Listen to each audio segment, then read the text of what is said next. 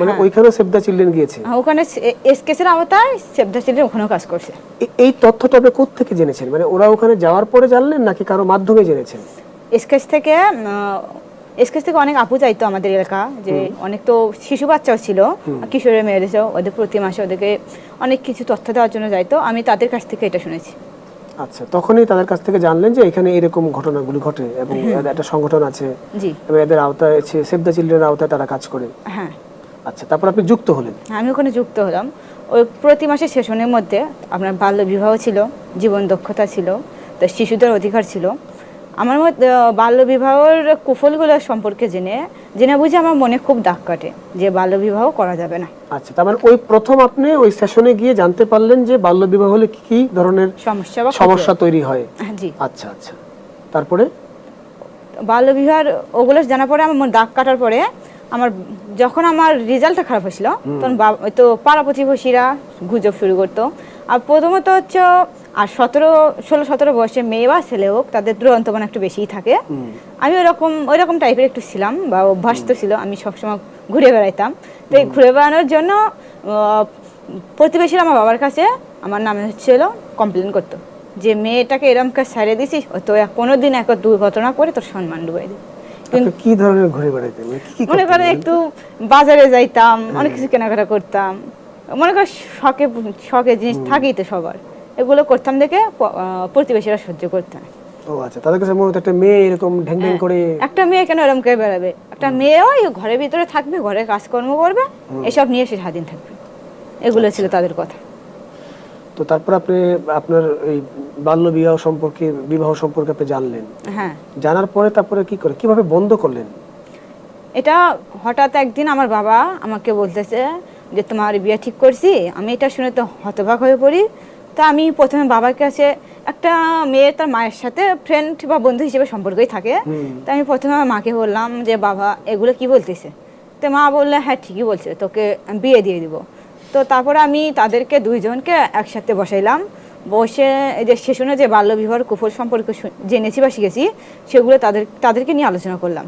তো তারা প্রথমে বুঝলো না, তো তাও আমাকে বিয়ে দেওয়ার জন্য তারা আমাকে অনেকভাবে বোঝানোর চেষ্টা করছে, কিন্তু আমি উল্টাভাবে তাদেরকে বুঝাইছি এবং বাল্য বিয়েকে না বলছি, কিন্তু তখনও তারা আমাকে বিয়ে দেওয়ার জন্য উঠে পড়ে লেগেছে।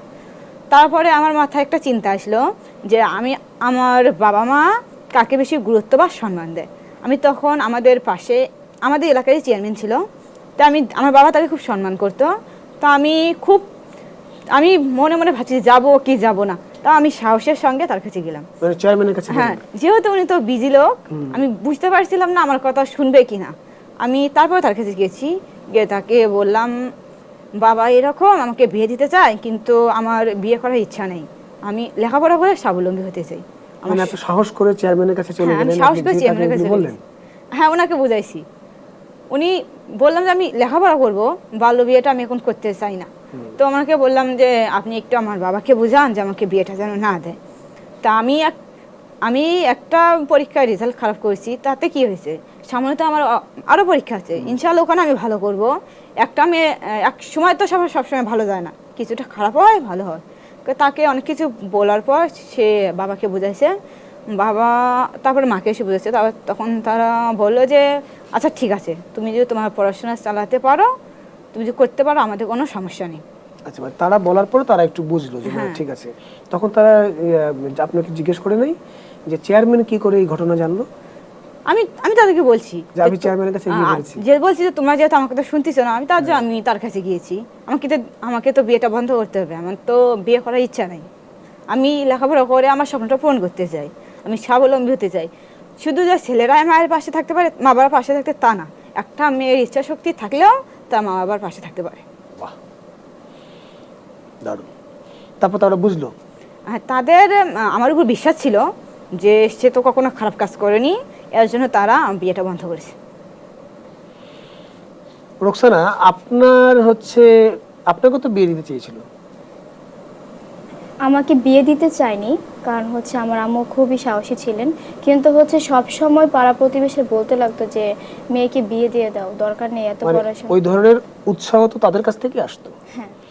আপনি যখন যুক্ত হলেন এই এই কিশোরী যে সংগঠনের কথা আপনি বললেন সেটা এবং সেভ দ্য চিলড্রেন, আপনি এই তথ্যটা কোত্থেকে জানলেন?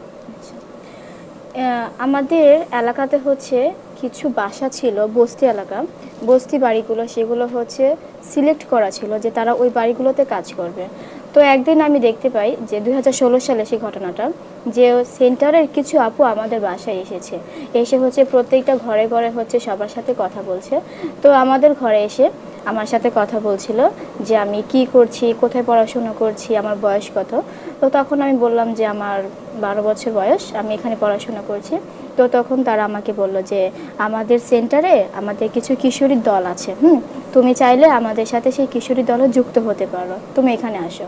তো তখন আমি তাদের কথা শুনে হচ্ছে গেলাম, গিয়ে হচ্ছে প্রতি মাসে একবার করে হচ্ছে সেখানে কিশোরী দলের হচ্ছে একটা আড্ডা হতো। সেখানে তাদেরকে অনেক ধরনের বিষয়ে প্রশিক্ষণ দেওয়া হতো।